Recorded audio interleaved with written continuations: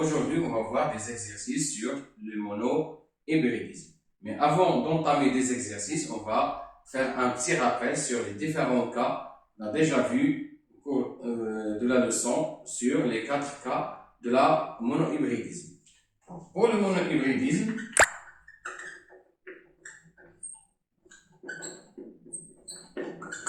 on a 4 cas. Le premier cas, c'est la dominance absolue.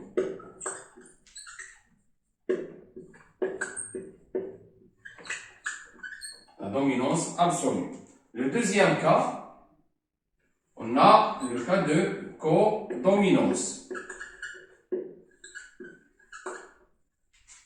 Le troisième cas, on a déjà vu, ou bien exemple, c'est le cas d'un gène létal. Le cas d'un gène létal. Le dernier cas, c'est le cas d'un gène qui est lié au sexe. Ça veut dire que le gène il est porté par un chromosome sexuel. Pour le cas de la dominance, bien sûr, on a le résultat d'un croisement entre deux parents, P1 et P2, il nous donne une première génération F1, et le croisement entre les deux individus de génération F1 donne une génération F2 caractérisée par le phénotype dominant avec une proportion de 3 sur 4, c'est-à-dire 75%, et le phénotype récessif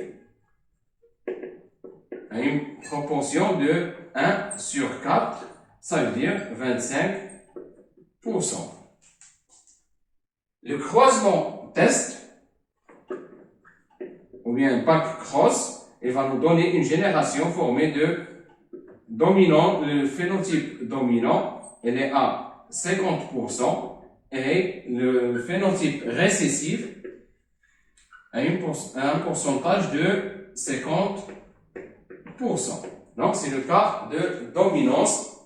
Et bien sûr, le cas du gène récessif ne va pas se présenter au niveau du phénotype que s'il est homozygote au niveau chromosomique. Pour le cas de codominance, on a deux gènes, deux allèles, qui sont responsables de 3 phénotypes.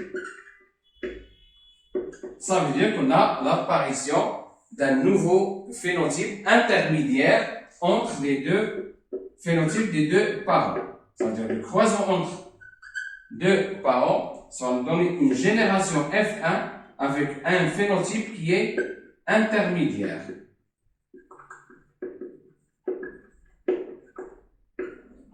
Ce phénotype intermédiaire, il est bien sûr hybride et entre les deux phénotypes des deux parents. Le croisement entre des individus de F1, il va nous donner 3 phénotypes avec les proportions suivantes. 25%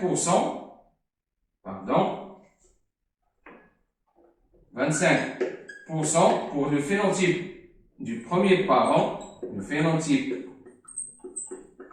1, 50% pour le phénotype intermédiaire,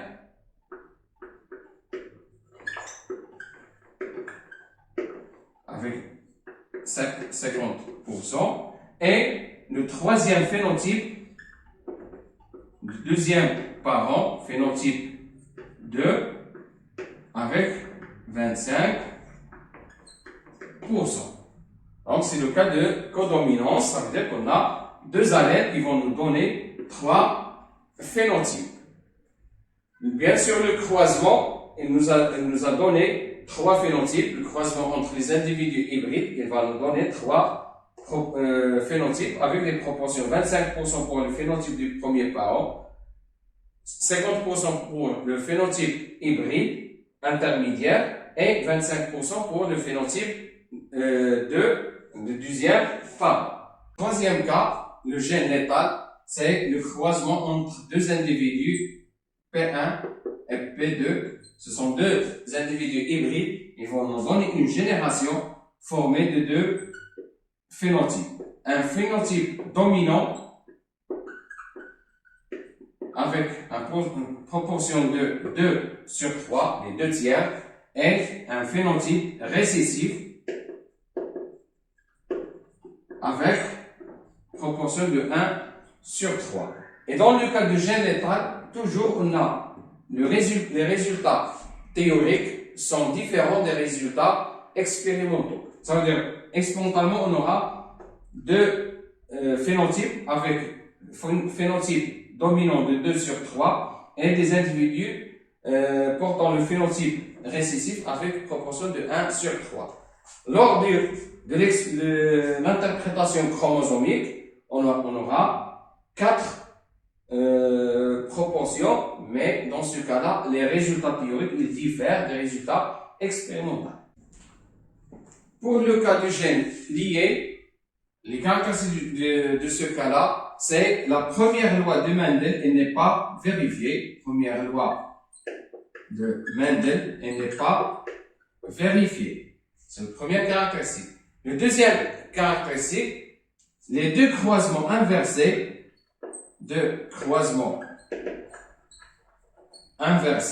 elles donnent des résultats différents. Ça veut dire, si on a le mâle, un phénotype, par exemple, A, croisé avec femelle, avec un phénotype B, dans ce cas-là, le résultat, ça va nous donner par exemple le phénotype A pour tous les individus de la génération F1, pour les mâles et les femelles. Le deuxième croisement, ça veut dire les gènes portés par le mâle ou bien une femelle, ça va donner des résultats qui sont différents. Ça veut dire, lorsqu'on a un mâle qui porte le phénotype B avec une femelle qui porte le phénotype A. Pour la génération obtenue, on aura des mâles qui portent le phénotype A et des femelles qui portent le phénotype B. Donc le résultat entre les deux croisements, elle est différente. Et dans ce cas-là, on parle de génétique croisée. Dans ce cas-là, il faut faire attention que les gènes portés par la femelle sont transmis vers les mâles.